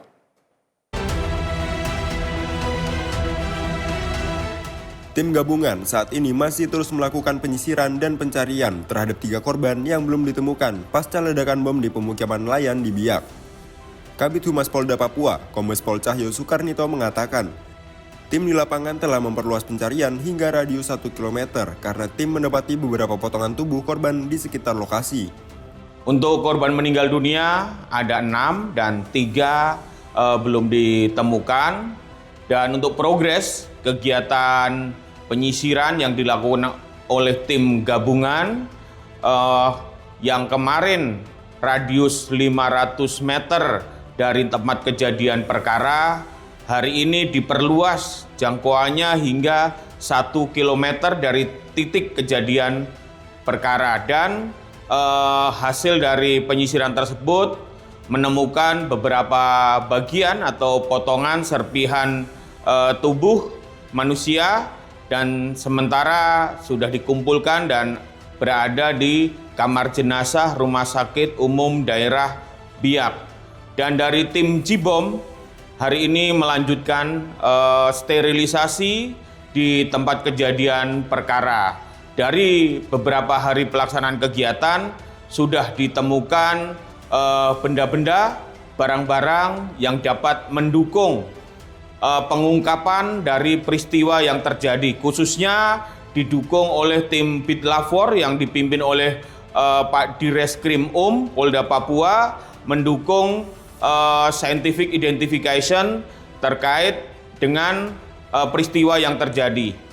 Kita berharap temuan-temuan tersebut dapat membuka tabir dan mengungkap apa yang sebenarnya terjadi terkait dengan peristiwa ledakan ini. Selain pencarian korban, tim penjinak bom Satbrimo Polda Papua juga masih melaksanakan sterilisasi di lokasi kejadian guna memastikan area tersebut aman dari kemungkinan adanya sisa bahan peledak atau benda berbahaya lainnya. Sementara sejumlah sampel yang diperoleh dari lokasi kejadian saat ini sedang menjalani proses pemeriksaan dan pengujian secara ilmiah oleh tim bidang laboratorium forensik Polda Papua yang dipimpin oleh Direktur Reserse Kriminal Umum Polda Papua. Polda Papua mengimbau masyarakat agar tidak mendekati maupun memindahkan benda-benda yang diduga merupakan sisa amunisi atau material berbahaya peninggalan perang apabila ditemukan di lingkungan sekitar. Masyarakat diminta segera melaporkan kepada aparat keamanan terdekat agar dapat ditangani sesuai prosedur. Jayapura, Papua, Rifan Donai, Simpo TV melaporkan. Pemirsa, Kepolisian Sektor Coblong Polrestabes Bandung tangkap seorang pria terduga pelaku pemalakan terhadap para pengendara mobil berplat nomor B di kawasan Dago, Kota Bandung, Jawa Barat saat euforia perayaan kemenangan Persib yang videonya viral di sosial media. Motif pelaku melakukan pemalakan yakni untuk membeli minuman keras. Tamai. Mau hancur di depan, kalau nggak bilangnya Indonesia udah sama demon. Tamai. Seperti inilah video viral saat seorang pria bersama rekannya menghentikan para pengendara mobil berplat nomor B atau Jakarta saat melintasi kawasan Jalan Dago, Kota Bandung, Jawa Barat. Dalam rekaman video tersebut, pria yang diketahui berinisial D setelah berhasil menghentikan kendaraan, langsung meminta kepada sopir sejumlah uang untuk tambah membeli minuman keras. Bahkan pelaku sempat mengancam apabila tidak memberikan uang mobilnya akan dirusak. Berbekal rekaman video viral tersebut, Kepolisian Sektor Coblong Polrestabes Bandung akhirnya bisa menangkap pelaku. Kapolsek Coblong Kompol Ricky Erikson mengatakan aksi pemalakan tersebut B dilakukan saat euforia kemenangan Persib. Saat menjalankan aksinya, pelaku dalam kondisi mabuk dan secara acak menghentikan kendaraan berplat nomor Jakarta. Motif pelaku melakukan pemalakan yakni untuk meminta tambahan membeli minuman keras, namun polisi belum mengetahui secara pasti jumlah nominal yang diterima pelaku dan sampai saat ini korban sendiri belum melapor. Untuk yang dimintai ada satu yang kita lihat itu baru satu, karena kemarin itu kita melihat itu pada saat viral, karena pada saat waktu kejadian untuk korban tidak ada melaporkan kepada pihak kepolisian. Uangnya berapa itu? Kalau dilihat di video tersebut bahwa petunjuknya bahwa Rp50.000. Saat ini pelaku D sendiri masih menjalani pemeriksaan lanjut di Mapolsek Coblong dan juga status sebagai terperiksa. Dari Kota Bandung, Jawa Barat melaporkan. Pemirsa, seorang pria di Kota Makassar, Sulawesi Selatan akhirnya diringkus polisi lantaran nekat menggasak kabel power lampu warning light jalan tol sepanjang 30 meter.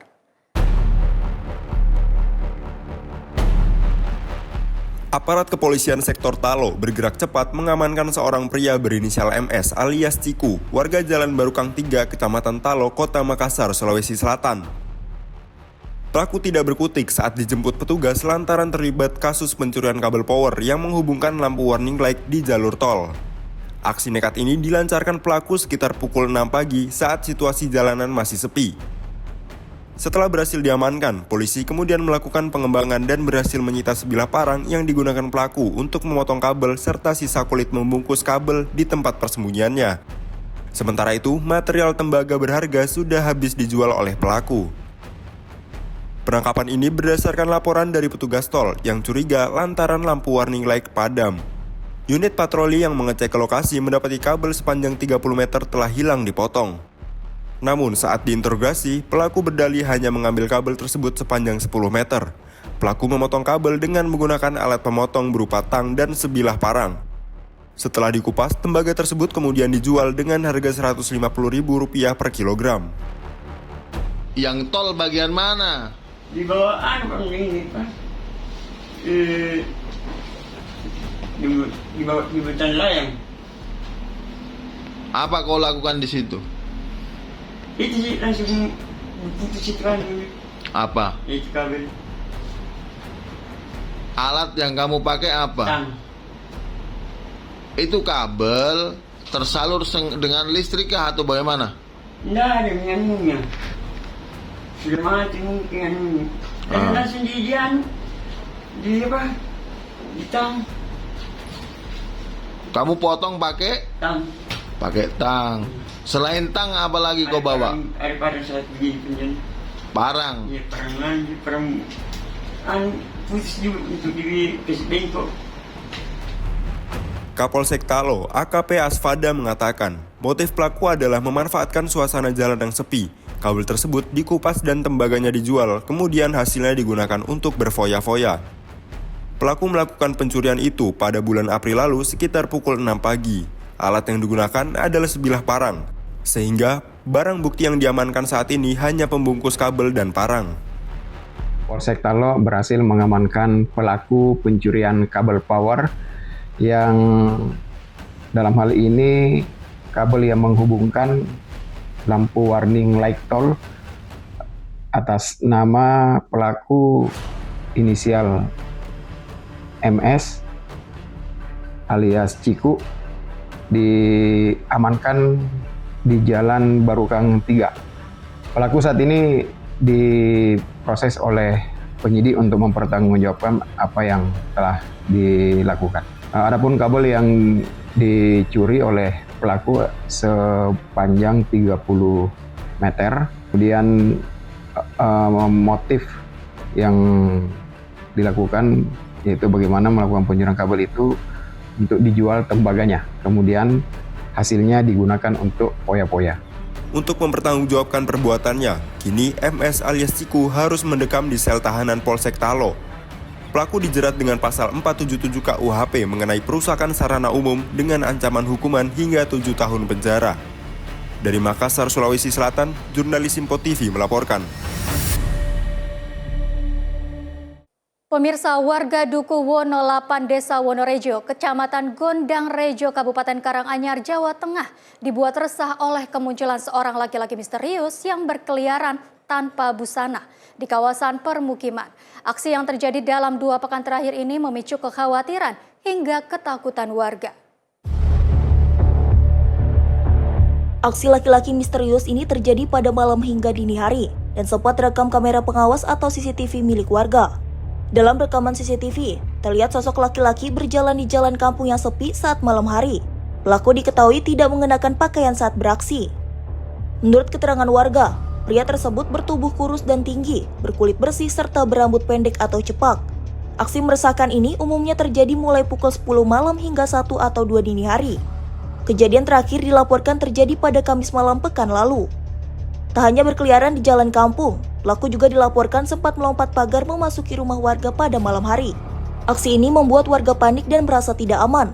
Meski belum ada laporan kehilangan barang maupun tindak pencurian, keberadaan laki-laki misterius ini menimbulkan rasa was-was di kalangan warga, terutama bagi kaum perempuan. Kemarin itu jam 1 malam, itu udah berdiri di sini, yang lihat kakak ipar. Ya, terus kan aku mau tidur itu jam 2 atau setengah 3 malam.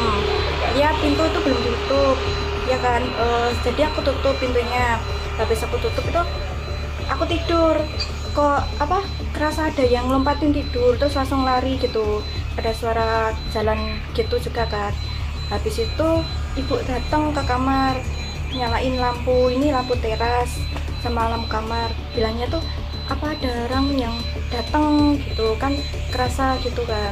Terus habis itu dicariin dari dalam, cuman lihat-lihat tok. Tahu tanya itu dianya lompat ke depan itu. Untuk meningkatkan keamanan lingkungan, warga bersama pengurus setempat kembali mengaktifkan ronda malam. Selain itu, patroli lingkungan pada jam-jam rawan juga akan ditingkatkan. Yang kami lakukan, kami menghimbau kepada warga khususnya di 2 lingkungan ini untuk melakukan ronda, untuk memperketat ronda untuk menjaga kenyamanan dan keamanan semua warga.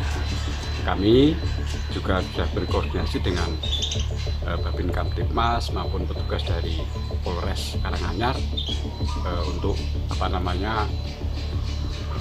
menyampaikan untuk minta solusi bagaimana supaya ini bisa teratasi. Aparat mengimbau warga agar tetap waspada dan segera melapor kepada aparat apabila menemukan orang mencurigakan di lingkungan sekitar. Dari Karanganyar, Jawa Tengah, Tim Liputan Simpo TV melaporkan. Pemirsa, Polresta Bandara Soekarno-Hatta menghentikan penyidikan kasus pencurian HP yang melibatkan seorang wanita parubaya dan anaknya melalui mekanisme restoratif justice. Korban dan pelaku kini sudah berdamai, hingga akhirnya Polresta Bandara juga mencarikan pekerjaan untuk memperbaiki kondisi ekonomi keluarga pelaku. Inilah rekaman kamera pengawas seorang wanita parubaya yang nekat mencuri handphone yang sedang diisi daya di Terminal 3 Bandara Soekarno-Hatta, milik petugas handling yang sedang ke toilet. Usai beraksi, pelaku langsung membawa barang curiannya pulang untuk diberikan ke anaknya yang minta dibelikan handphone sejak lama. Pelaku berhasil ditangkap di kediamannya dan langsung dilakukan pemeriksaan oleh Satreskrim Polresta Bandara Soekarno-Hatta. Dalam pemeriksaan tersangka, terungkap motif ekonomi yang melatar belakangi pelaku nekat mencuri HP di bandara. Namun melihat latar belakang kasus, Polresta Bandara menghentikan penyidikan kasus pencurian melalui mekanisme restoratif justice atau keadilan restoratif. Menurut Kompol Yandri Mono, Kasatreskrim Polresta Bandara Suta, setelah ditetapkan tersangka, ada kesepakatan damai dan penghentian penyidikan melalui mekanisme restoratif justice. Di samping itu, melihat kondisi sosial ekonomi tersangka yang miris, maka Polresta Bandara mengupayakan pekerjaan untuk anak pelaku di SPPG Mitra Polri. Posisi kasus saat ini untuk perkara setelah kita tetapkan tersangka, ya, kemudian proses penyidikan berjalan dan proses penyidikan sudah kita hentikan ya, berdasarkan mekanisme keadilan restoratif justice ya, antara korban dan juga pelaku. Sudah terjadi pertemuan dan kesepakatan untuk menyelesaikan ya, perkara ini di tingkat penyidikan atau tidak sampai ke jalur meja pengadilan.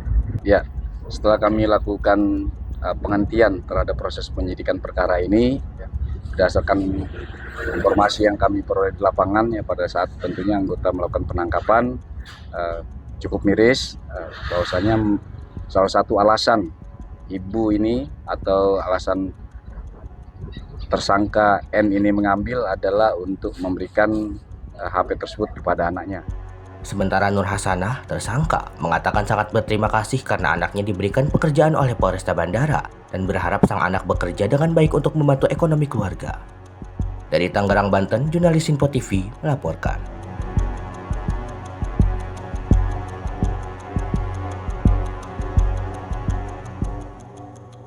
Pemirsa, 35 penumpang kapal motor Dewi Putri dievakuasi oleh petugas gabungan setelah kapal tersebut mengalami kebocoran pada bagian lambung kapal di perairan Pulau Lancang, Kepulauan Seribu. Para penumpang yang hendak pergi berwisata ini sempat terombang-ambing di tengah laut dan dilanda kepanikan.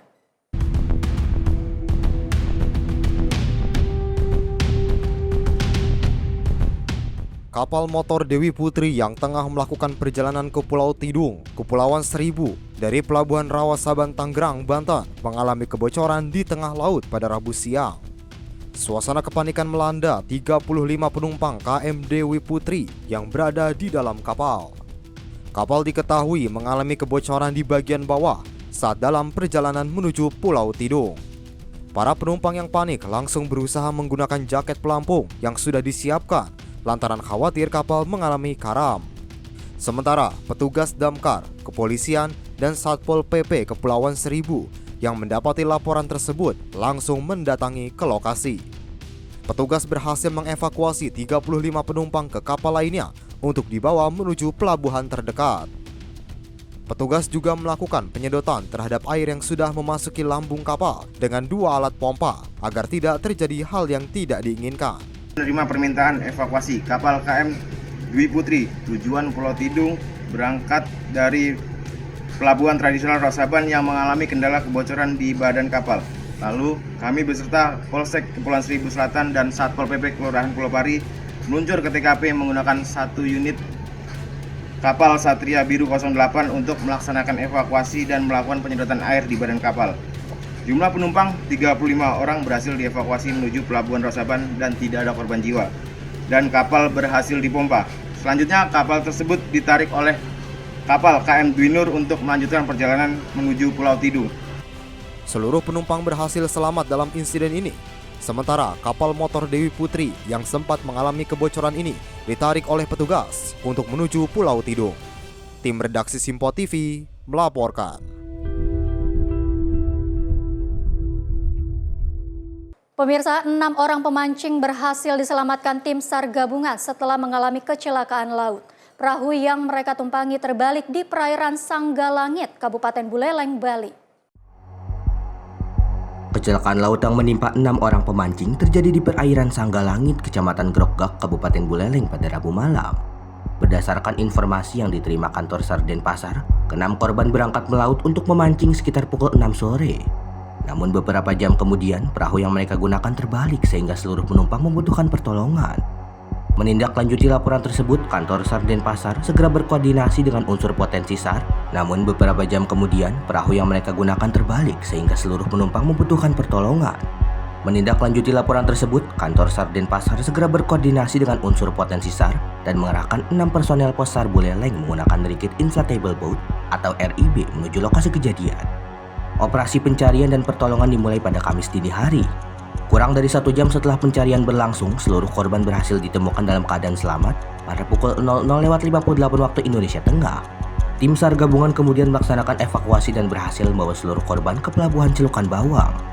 Operasi SAR ini melibatkan petugas gabungan dari Pos SAR Buleleng, Pos TNI Angkatan Laut, Polairut, KSOP, Polsek Celukan Bawang, dan masyarakat setempat. Tim redaksi Simpo TV melaporkan.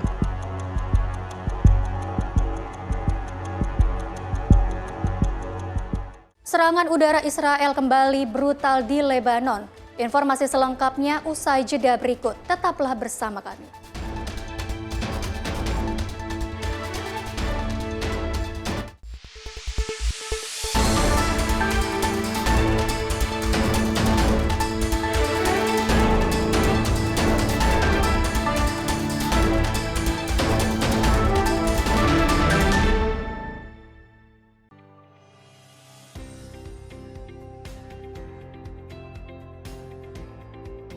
Beragam informasi terbaru hadir menemani Anda sebelum memulai hari. Waktu terbaik dengan rangkaian topik terpilih, dikemas dengan ulasan yang mendalam.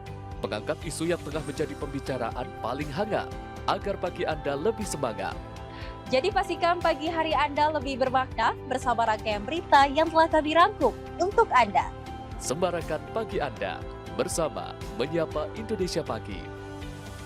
Setiap Senin hingga Jumat pukul 5 pagi.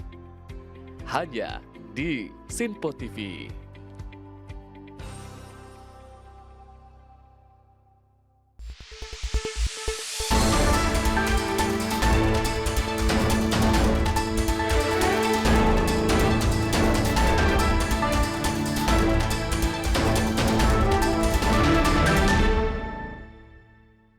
Terima kasih Anda masih bersama Ruang Redaksi. Ya pemirsa, serangkaian serangan udara Israel menghantam wilayah selatan Lebanon, termasuk kota Nabati dan daerah sekitarnya. Kepulan asap terlihat membumbung dari sejumlah titik di tengah berlanjutnya ketegangan di perbatasan.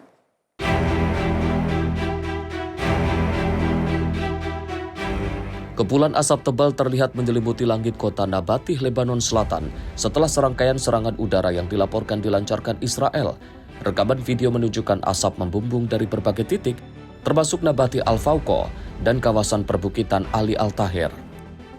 Media lokal melaporkan satu warga sipil tewas akibat serangan drone Israel di kawasan Bir Al-Kandil, Nabati. Seorang paramedis dari Komite Kesehatan Islam juga dilaporkan tewas saat tim ambulans diserang ketika menangani korban luka di kota Zabdin. Sementara itu, seorang prajurit tentara Lebanon dilaporkan tewas setelah drone Israel menargetkan sepeda motor yang dikendarainya di Nabati Al-Fauqa. Serangan udara juga dilaporkan menghantam kota Arnaun dan Atshid, sedangkan tembakan artileri menyasar kawasan perbukitan Ali Al-Tahir dan wilayah di sekitar kota Chaukin. Kementerian Kesehatan Lebanon melaporkan sejak eskalasi konflik pada 2 Maret, sedikitnya 3.516 orang tewas dan 10.674 lainnya terluka. Di tengah memanasnya situasi, militer Israel sebelumnya telah mengeluarkan peringatan evakuasi bagi warga di sejumlah wilayah selatan Lebanon. Israel menuduh Hezbollah melanggar kesepakatan gencatan senjata dan melancarkan serangan ke wilayahnya. Meski Amerika Serikat telah mendorong perpanjangan gencatan senjata antara kedua pihak, kondisi di lapangan masih diwarnai insiden kekerasan yang terus berlanjut. Tim redaksi Sinpo TV melaporkan.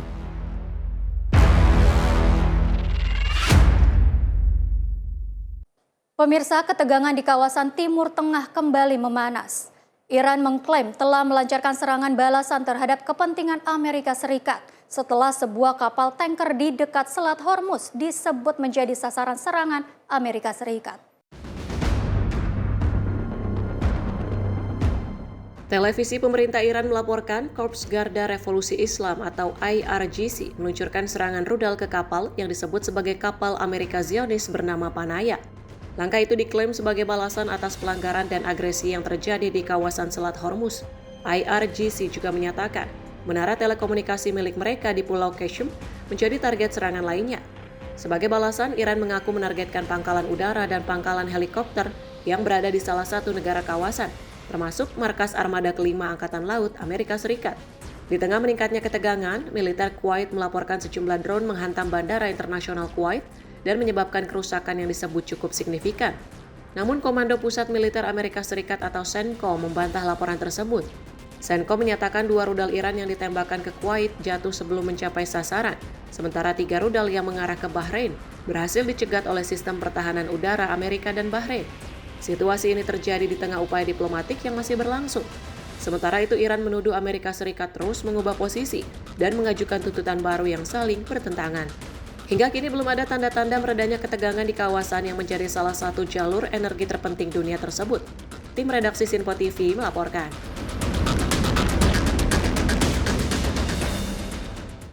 Pemirsa, Presiden Amerika Serikat Donald Trump menegaskan gencatan senjata dengan Iran masih berlaku meski terjadi serangan yang menargetkan Kuwait dalam beberapa hari terakhir.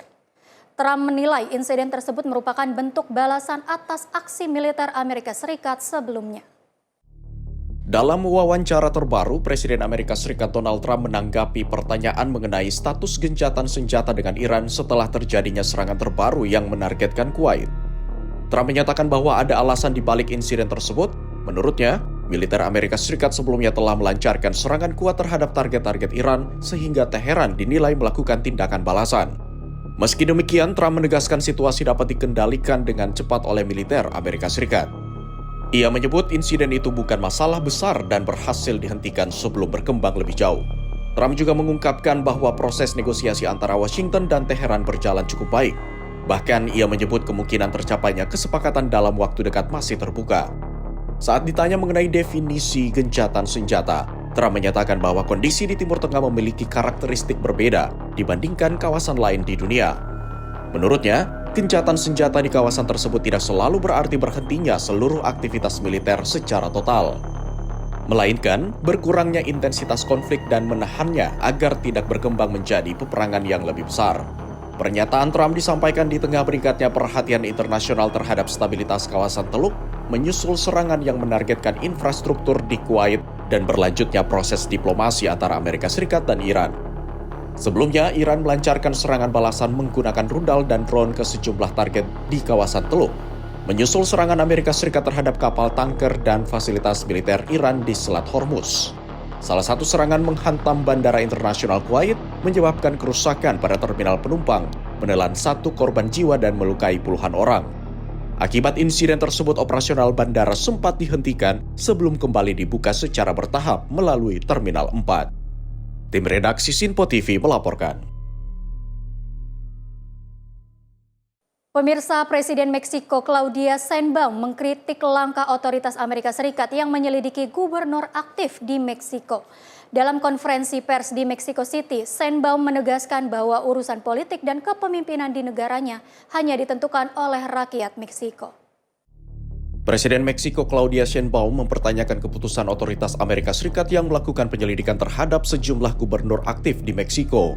Dalam konferensi pers di Mexico City, Sheinbaum menegaskan bahwa pemimpin dipilih oleh rakyat dan hanya rakyat yang berhak menentukan masa depan mereka. Sheinbaum menyatakan pihak asing tidak boleh memengaruhi keputusan yang menjadi urusan internal Meksiko. Presiden Meksiko itu juga menjelaskan sikap pemerintahnya terkait penolakan terhadap penyebutan kartel sebagai organisasi teroris. Menurutnya, dalam hukum pidana Meksiko, terorisme memiliki karakteristik berbeda. Meski demikian, ia menegaskan kartel tetap merupakan kelompok kriminal yang harus diperantas. Cuando ellos deciden declarar a una serie de grupos delictivos como terroristas, nosotros dijimos, nosotros no estamos de acuerdo con eso, porque terrorismo en México es otra cosa. Es un grupo que utiliza actividades de este tipo, incluso para dañar a la población civil, con un objetivo muy concreto de derribar a los gobiernos o contra un gobierno. Así está en el Código Penal, el terrorismo. Entonces nosotros no podemos aceptar que se les llame terroristas a estos grupos porque su objetivo es otro. Eso no quiere decir que no sean grupos delictivos, que haya que trabajar para pacificar a México y detener a lo que llamamos generadores de violencia. Meski terdapat perbedaan pandangan dengan Washington, Sheinbaum mengatakan dirinya tidak ingin memicu konflik diplomatik dengan Amerika Serikat. Ia menambahkan komunikasi dengan Presiden Donald Trump terus dilakukan demi menjaga hubungan bilateral tetap terbuka dan stabil. Tim redaksi Sinpo TV melaporkan. Pemirsa, Organisasi Kesehatan Dunia atau WHO menyebut jumlah kasus suspek Ebola di Republik Demokratik Kongo mulai menurun. Namun WHO mengingatkan wabah masih sulit dikendalikan dan tetap menjadi ancaman serius. Direktur Jenderal WHO Tedros Adhanom menyatakan jumlah kasus suspek Ebola di Kongo turun drastis dari lebih dari 1.000 kasus menjadi 116 kasus. Penurunan tersebut terjadi setelah otoritas kesehatan menyelesaikan pemeriksaan ribuan sampel untuk memastikan atau menyingkirkan dugaan infeksi.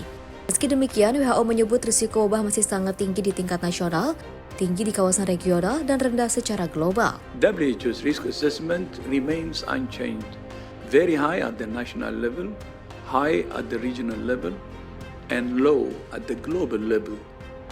The outbreak had a big head start, and we're still behind, but under the leadership of the government of DRC, we're catching up. In Bunya, there are now 3 treatment centers with a capacity of 80 beds, and there are also treatment units in Mangualu, Raumpara, Beni, Goma, and Bukavu, and more are on the way.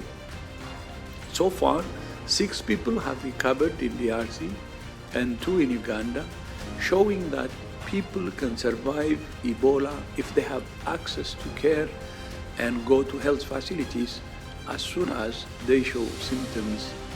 But we still face several challenges. WHO juga mengungkapkan virus Ebola jenis Bundibugyo yang juga menyebar saat ini sangat langka dan belum memiliki vaksin maupun pengobatan resmi. Para peneliti saat ini mempercepat uji coba obat dan vaksin eksperimental, termasuk antibodi, monoklonal, MBP 134, remdesivir dan juga antivirus oral obeldesivir. WHO memperkirakan dibutuhkan dana 115 juta dolar Amerika untuk 3 bulan pertama penanganan wabah, namun saat ini baru 35% dana yang terpenuhi. Wabah Ebola Bundibugyo resmi dinyatakan darurat kesehatan internasional pada 17 Mei 2026 setelah kasus dikonfirmasi di Republik Demokratik Kongo dan Uganda. Tim redaksi Simpo TV melaporkan. Pemirsa, badai tropis Jangmi menerjang pesisir Pasifik Jepang dan memicu gelombang tinggi di sejumlah wilayah. Otoritas cuaca Jepang mengeluarkan peringatan dini atas potensi hujan lebat, banjir hingga tanah longsor seiring pergerakan badai ke arah timur laut.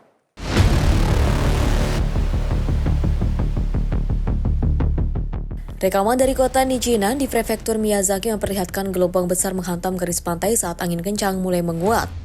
Badai tropis Jangmi bergerak menyusuri garis pantai Pasifik Jepang menuju wilayah Kanto termasuk Tokyo dan daerah sekitarnya. Badan Meteorologi Jepang mengimbau warga yang tinggal di sepanjang pesisir Pasifik untuk meningkatkan kewaspadaan terhadap gelombang tinggi, hujan deras meluapnya sungai, banjir dan risiko tanah longsor. Sebelumnya Jangmi sempat mendarat di prefektur Wakayama dengan kekuatan setara taifun sebelum melemah menjadi badai tropis. Sistem cuaca ini membawa angin berkecepatan hingga 90 km per jam. Setelah itu badai bergerak ke arah utara dan terpantau berada di sekitar 150 km di selatan Tokyo. Dampak badai turut mengganggu aktivitas transportasi dan pasokan listrik di sejumlah wilayah Jepang. Ratusan penerbangan dilaporkan dibatalkan sementara sejumlah layanan kereta api mengalami penundaan dan juga penghentian sementara. Puluhan ribu rumah tangga juga dilaporkan sempat mengalami pemadaman listrik. Warga di daerah terdampak diminta untuk mematuhi peringatan resmi dan menjauhi garis pantai selama kondisi laut masih berbahaya. Tim redaksi Simpo TV melaporkan. Pemirsa, akibat distribusi terganggu oleh blokade dan gelombang protes yang terjadi selama sebulan terakhir, produsen susu, telur, dan keju di kota Cochabamba, Bolivia terpaksa menjual produk mereka langsung di ruang-ruang publik. Langkah darurat ini memicu antrean panjang warga yang berburu bahan pangan di tengah krisis pasokan yang kian memburuk.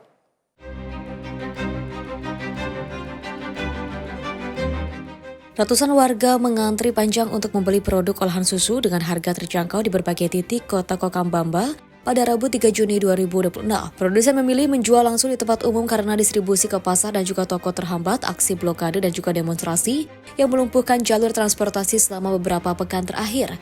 Meski disambut positif oleh masyarakat, banyak warga mengaku kecewa terhadap pemerintah yang dinilai gagal menangani krisis pangan dan juga menjaga stabilitas pasokan kebutuhan pokok. Kondisi ini membuat rakyat semakin terpuruk karena bukan hanya produk susu, namun sayuran dan kebutuhan pangan lain juga mulai langka. Mereka mendesak Presiden Rodrigo Paz agar segera mengambil langkah tegas untuk memulihkan distribusi pangan dan membuka akses jalan yang terputus akibat aksi protes. Sementara itu, Ketua Produsen Susu Joni Alba memberi ultimatum kepada pemerintah untuk menyelesaikan krisis dalam waktu 48 jam. Jika tidak, para produsen mengancam akan menuntut pemerintah mundur karena dinilai tidak mampu menangani keadaan. Hingga kini desakan agar pemerintah menetapkan status darurat terus menguat demi memulihkan kendali jalanan dan menjamin kembali pasokan pangan bagi masyarakat. Tim redaksi Simpo TV melaporkan. Pemirsa, tak hanya menjadi ajang pembahasan ekonomi dan bisnis global, Forum Ekonomi Internasional Saint Petersburg atau SPIF 2026 juga menyuguhkan beragam atraksi teknologi dan budaya yang menyita perhatian pengunjung. Mulai dari robot penari hingga kereta kuda tradisional Rusia menjadi daya tarik tersendiri di sela agenda forum. Di tengah padatnya pembahasan mengenai ekonomi dunia, suasana berbeda terlihat di kawasan Forum Ekonomi Internasional Saint Petersburg atau SPIF 2026. Pengunjung disuguhkan beragam atraksi menarik yang memadukan kemajuan teknologi dengan kekayaan budaya Rusia. Sejumlah robot humanoid menjadi pusat perhatian saat menampilkan gerakan tarian dan berbagai aksi atraktif di hadapan pengunjung. Bahkan salah satu robot bertema Tatar terlihat menyambut tamu dengan menyajikan cemilan tradisional khas Tatarstan bernama cak-cak. Tak hanya teknologi modern, sentuhan tradisi juga hadir melalui Troika, kereta kuda ikonik Rusia yang menjadi salah satu simbol warisan budaya negara tersebut. Pengunjung juga dapat mencoba langsung sensasi mengendarai mobil salju atau snowmobile yang juga umum digunakan di wilayah bersalju Rusia. Forum Ekonomi Internasional Saint Petersburg ke-29 berlangsung pada 3 hingga 6 Juni 2026. Lebih dari 20.000 peserta dari sekitar 76 negara dijadwalkan hadir dalam ajang tahunan ini. Sejak digelar pertama kali pada 1997, SPIF telah menjadi salah satu forum ekonomi terbesar di dunia yang mempertemukan pemimpin negara, pelaku bisnis, dan investor untuk membahas berbagai isu ekonomi global. Kehadiran atraksi teknologi dan budaya ini menjadi gambaran bagaimana Rusia berupaya menampilkan wajah modern sekaligus tetap menjaga identitas tradisionalnya di hadapan dunia. Tim redaksi Simpo TV melaporkan.